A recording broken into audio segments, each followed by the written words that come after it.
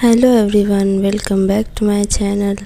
तो आज मेरी वीडियो 2-3 दिन क्या 5-6 दिन बाद ही आ रही है वीडियो। और क्योंकि मैं ट्रैवल कर रही थी इस वजह से मेरी कोई वीडियो नहीं आ रही थी। तो यहाँ पर देखिए हम लोग गांव जा रहे थे। तो आज शाम के हमारे 5 बजे की ट्रेन थी। तो अभी मैं देखिए अपने सफ़र के लिए खाना बना रही थी।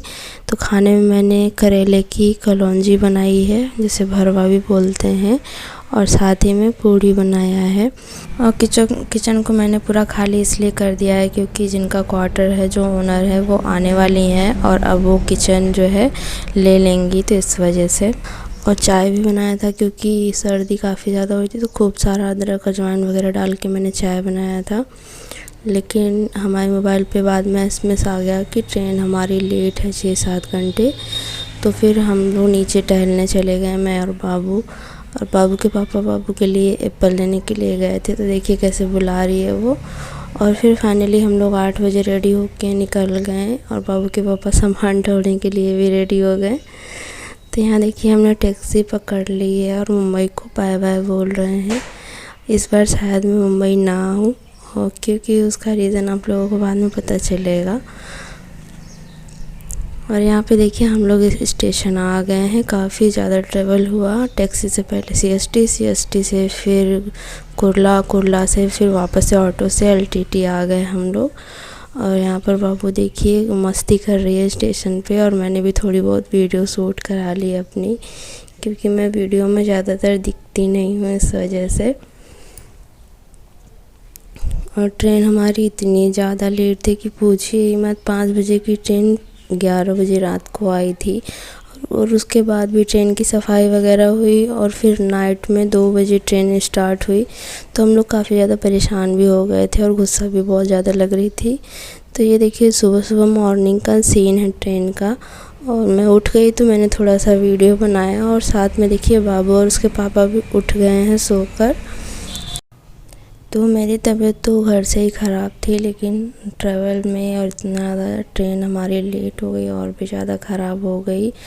तो यहाँ पर देखिए फाइनली हम लोग 36 से 40 घंटे के बाद अपने गांव पहुँच चुके हैं। ये है नैनी स्टेशन।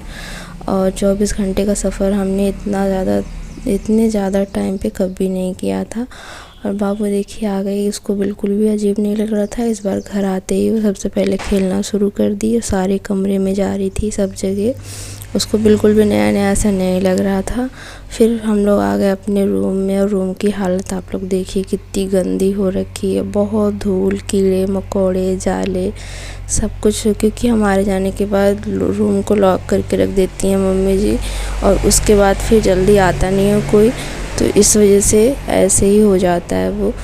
तो अब उसके बाद फिर मैंने और मेरे हस्बैंड ने मिलके सारे रूम को साफ़ किया।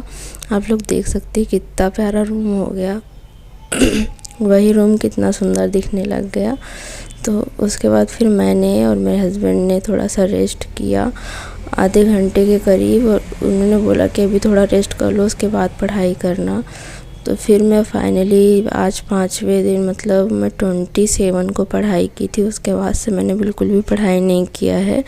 ट्रेन में मैंने ऐसे ही 2-4 वीडियोस देख लिए थे प्रैक्टिस सेट वाले, बस उसके अलावा कुछ भी नहीं पढ़ा था। तो मुझे आज समझ नहीं आता कि मैं क्या पढ़ना शुरू करूं। तो बाद में लास्ट में मैंने सोचा कि चलो, मैंने साइंस स्टार्ट किया था तो साइंस के आगे का ही पढ़ लेते हैं, क्योंकि थकान काफ़ी ज़्यादा हो गई थी तो पढ़ने का मन नहीं हो रहा था। लेकिन हमारे पास टाइम बचे ही कितने हैं, केवल 1 महीने हैं गिन के। तो फिर अगर नहीं भी मन है तो भी पढ़ना पड़ेगा ही, चाहे तबीयत ख़राब हो या कुछ भी हो, तो भी पढ़ाई तो करनी ही पड़ेगी। और पिछले वीडियो में मैंने कोशिका को पढ़ा था, आप लोगों को बताया भी था। और आज उसके आगे मैं पढ़ रही थी श्वसन तंत्र के बारे में। तो श्वसन तंत्र हमारे सांस लेते हैं तो उसमें कौन कौन से अंग हमारी हेल्प करते हैं, जैसे कि नासाद्वार, नासाग्रहणी, कंठ, वायुनली, श्वसनी और फेफड़ा, डायफ्राम। तो ये सारी चीज़ों को मैंने पढ़ा है। और एक्चुअली मुझे ज़्यादा कुछ बायो अच्छा नहीं लगता है, तो इसलिए मैं थोड़ा सा बोर भी होने लगती हूँ। बट क्या कर सकते हैं, मेरा साइंस स्ट्रीम है तो मेरे क्वेश्चन जो हैं वो 40 के लगभग आएंगे बराबर। तो इस वजह से मुझे साइंस को भी उतना ही पढ़ना पड़ेगा जितना मैं मैथ पढ़ूँगी।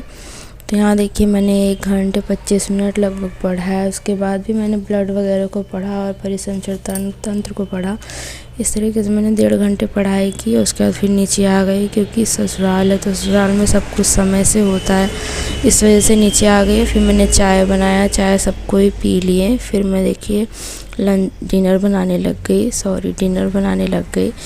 तो डिनर में आज मैं बना रही थी पालक पनीर। तो मेरे हस्बैंड लेकर आए थे और बोले कि आज पालक पनीर बनाओ।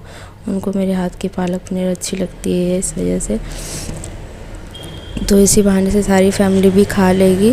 तो यहाँ पर देखिए मेरा डिनर बनकर तैयार हो गया है। और मैंने डिनर काफ़ी जल्दी भी बना लिया था, क्योंकि मुझे अभी और भी पढ़ाई करनी थी और मैं अभी मैनेज करने की कोशिश कर रही हूँ कि कैसे क्या करूँ।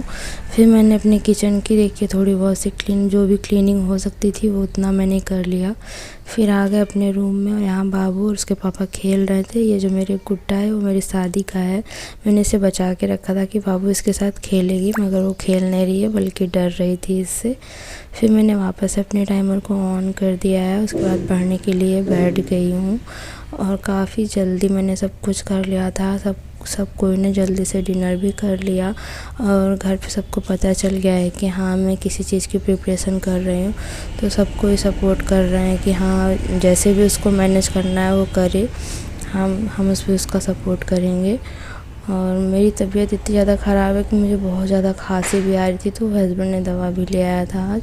देखते हैं कल तक शायद थोड़ा सा रिलैक्स हो जाए, क्योंकि अगर कोल्ड रहे फिर भी ठीक है, लेकिन जब खांसी आती है तो चेस्ट में पेन होने लगता है, तो बहुत ज़्यादा बुरा लगता है। और इस टाइम पे मैं मैथ की प्रैक्टिस कर रही थी, तो मैंने थोड़ी देर के लिए मैथ की प्रैक्टिस किया और उसके बाद फिर सो गई। तो गुड नाइट।